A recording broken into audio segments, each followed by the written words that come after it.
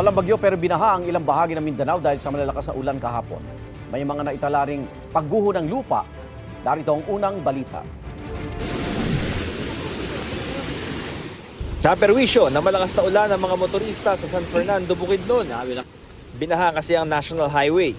Isinara muna ang isang linya ng kalsada dahil sa posibleng pagguho. Nakadaan din kalaunan ng ilang motorista nang unti-unting humupa ang tubig. Bumuhos din ang malakas na ulan sa ilang bahagi ng UP, Maguindanao del Norte. Sinabayan pa ito ng kulog at kidlat. Dahil dito, kakaunti ang nakapunta sa trade fair doon at naging matumal ang benta sa mga food stall.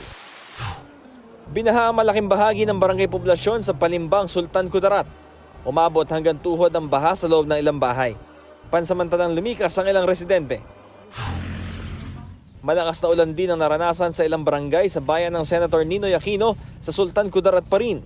Nagdulot ito ng pag-apaw ng sapa na nagpabaha sa ilang bahay.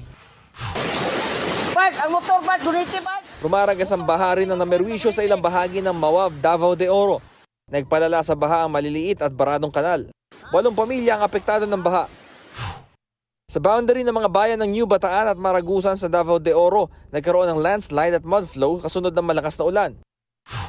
Sa Malapatan, Sarangani Province, napinsala ang riverbank kasunod ng malakas na ulan. Kita ang mga bitak batay sa padalang larawan ni Yus Cooper Inda Shaira Sayadi.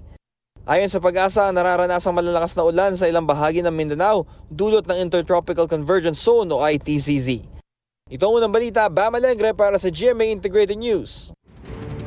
Igan, mauna ka sa mga balita, mag-subscribe na sa GMA Integrated News sa YouTube para sa iba't ibang ulat sa ating bansa.